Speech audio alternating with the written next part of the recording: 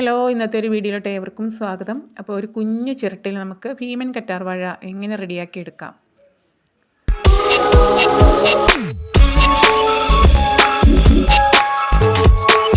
അപ്പോൾ നമുക്ക് വീഡിയോയിലോട്ട് പോയാൽ കറ്റാർ വാഴ നല്ല രീതിയിൽ നമ്മൾ എല്ലാ വീട്ടിലും കറ്റാർ വാഴയുടെ ഒരു പ്ലാന്റെങ്കിലും ഉണ്ടാവും. കാരണം ഡെയിലി നമുക്ക് യൂസിങ് ആണ്. കാരണം എണ്ണ കാച്ചുന്നതിനും അതുപോലെ നരച്ച മുടി കറുപ്പിക്കുന്നതിനും അതുപോലെ തന്നെ സ്കിന്നിൻ്റെ പ്രോബ്ലംസ് കറ്റാർ വാഴ ജെല്ലുണ്ടാക്കുന്നതിന് അപ്പോൾ എല്ലാ രീതിയിലും കറ്റാർ വാഴ യൂസിങ് ആണ്. അപ്പോൾ ഏറ്റവും കൂടുതൽ ഔഷധ ഗുണമുള്ളൊരു സസ്യം തന്നെയാണ്. അതുപോലെ നമുക്ക് പ്ലാന്റിൻ്റെ കമ്പൊക്കെ എത്ര മുളയ്ക്കാത്ത കമ്പുകളും ആ കറ്റാർ വാഴയുടെ ജെല്ലിൽ മുക്കി വെച്ച് കഴിഞ്ഞാൽ നമുക്ക് പ്ലാന്റ് റോസ് ഇതൊക്കെ മുളപ്പിച്ചെടുക്കാനായിട്ട് കഴിയും.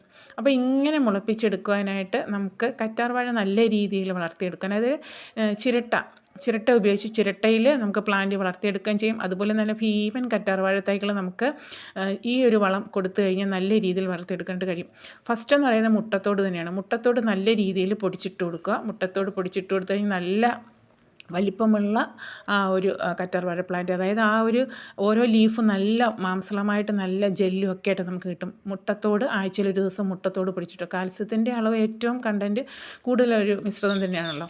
അപ്പോൾ അത് കൊടുത്തു കഴിഞ്ഞാൽ നല്ല രീതിയിൽ. പിന്നെ ഇതാണ്ട് ഈ ഒരു ലിക്വിഡ് നമ്മൾ പുളിച്ച കഞ്ഞിവെള്ളത്തിലാണ് ഇട്ട് കൊടുത്തേക്കുന്നത്. ഉള്ളിത്തോല്, ചെറിയ ഉള്ളിയുടെ തോലുണ്ടല്ലോ, അതിട്ട് കൊടുക്കുക. അതുപോലെ തന്നെ ഓറഞ്ചിൻ്റെ പീല്, ഇത് രണ്ടും കൂടെ ഇതുപോലെ പുളിച്ച കഞ്ഞിവെള്ളത്തിൽ ഒരാഴ്ചയോളം വെച്ച് നല്ലതുപോലെ ആ ഒരു നല്ല പേസ്റ്റ് പോലെ ആയിക്കിട്ടും. ഇത് നമ്മൾ 4 ഇരട്ടി വെള്ളവും കൂടെ ചേർത്തിട്ട് ഇതിൻ്റെ ചുവട്ടിൽ ഒഴിച്ച് കൊടുത്തു കഴിഞ്ഞാൽ നല്ല രീതിയിൽ നമുക്ക് കറ്റാർ വാഴ നല്ല മാംസളമായിട്ട് നല്ല ഒരു ജെല്ലോടുകൂടി നല്ല വണ്ണമുള്ള തിക്കായിട്ട് നിറയെ പിടിച്ചിരിക്കും. അതുപോലെ കുഞ്ഞു കുഞ്ഞു തൈകൾ നിറയെ നമുക്ക് കിട്ടും. ഒരു പ്ലാന്റ് മതി നമുക്ക് നിറയെ തൈകളാക്കി എടുക്കാം. ഞാൻ ഇതുപോലെ തന്നെ കുഞ്ഞൊരു പ്ലാന്റ് കൊണ്ടുവച്ചതാണ്. അതിൽ നിന്നാണ് ഇത്രയും തൈകൾ നമ്മൾ ഉണ്ടാക്കിയെടുക്കുന്നത്. നമുക്ക് ഡെയിലി ഈ കറ്റാർ വാഴ ജെല്ലൊക്കെ ആവശ്യമുണ്ടെങ്കിൽ അതുപോലെ തന്നെ നമുക്ക് ഇതുപോലെ വളർത്തിയെടുത്താൽ മാത്രമേ. അതുപോലെ കൂടുതൽ വെയിലുള്ള ഭാഗം വേണ്ട. രാവിലെ ഒരു 10 മണി വരെയുള്ള വെയിൽ, ബാക്കി പിന്നെ ഷെയ്ഡ് കുഴപ്പമില്ല. പിന്നെ അതുപോലെ തന്നെ കൂടുതൽ വെള്ളം വേണ്ട. തോനെ ഉണക്കുള്ള സമയത്ത് മാത്രം വെള്ളം ഒഴിച്ചു കൊടുത്താൽ മതി. ഒരു ഒന്നിരടൊക്കെ വെള്ളം തെളിച്ചു കൊടുത്താൽ മതി കേട്ടോ. കൂടുതൽ വെള്ളത്തിൻ്റെ ഒന്നും ആവശ്യമില്ല. അപ്പോൾ ഇത് നമുക്കൊരു കുഞ്ഞു പ്ലാന്റിൽ തന്നെ നിറയെ തൈകൾ കിട്ടും. അതുപോലെ തന്നെ കൂടുതൽ വെയിലടിച്ചു കഴിഞ്ഞാൽ ഇതിൻ്റെ ആ ഒരു തുമ്പ് ഭാഗം ഉണങ്ങിപ്പോകും. ആ ഒരു സമയത്ത് അത് കട്ട് ചെയ്ത് കൊടുക്കുക. കൂടുതൽ വെയിൽ കൊള്ളുന്ന സമയത്താണ്. ഇനിയിപ്പോൾ അങ്ങോട്ട് നല്ല വെയിലാണല്ലോ, അപ്പോൾ കൂടുതൽ വെയിലുള്ള ഭാഗത്ത് വെച്ച് കൊടുക്കണ്ട കേട്ടോ. അപ്പോൾ ഇതിൻ്റെ തുമ്പ് കരിഞ്ഞു വരുന്ന സമയത്ത് അത് നമ്മൾ കട്ട് ചെയ്ത് കൊടുക്കുക. അതുപോലെ തന്നെ ചുവട് നല്ല ഇളക്കമുള്ള മണ്ണിൽ വേണം ഇത് നട്ട് കൊടുക്കുവാനായിട്ട്.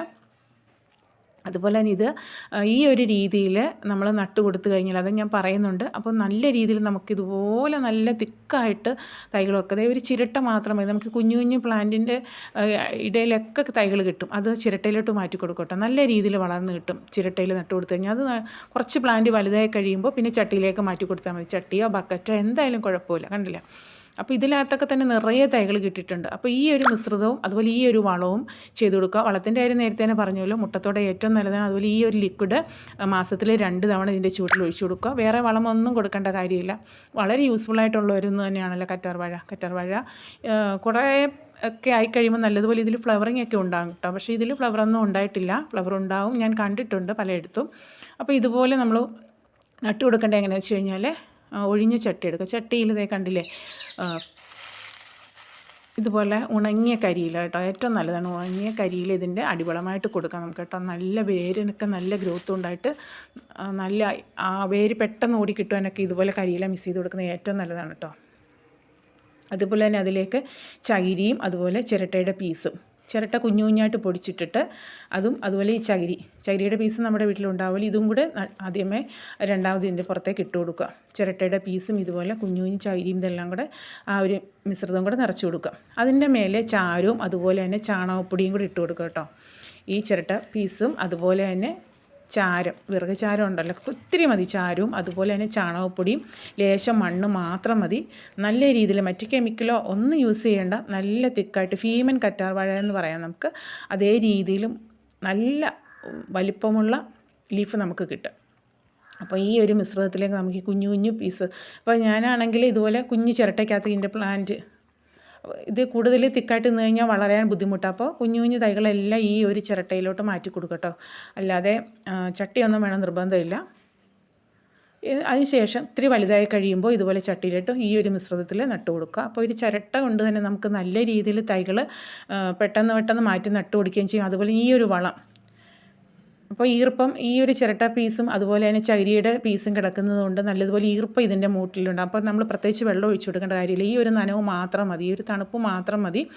അതുപോലെ തന്നെ ഒരു 2 ദിവസം കൂടുമ്പോൾ ഇതെങ്ങനെയാണെങ്കിലും നനച്ചു കൊടുത്താൽ മാത്രം മതി. അപ്പോൾ നല്ല രീതിയിൽ കറ്റാർവാഴ നമുക്ക് പിടിച്ചു കിട്ടും കേട്ടോ.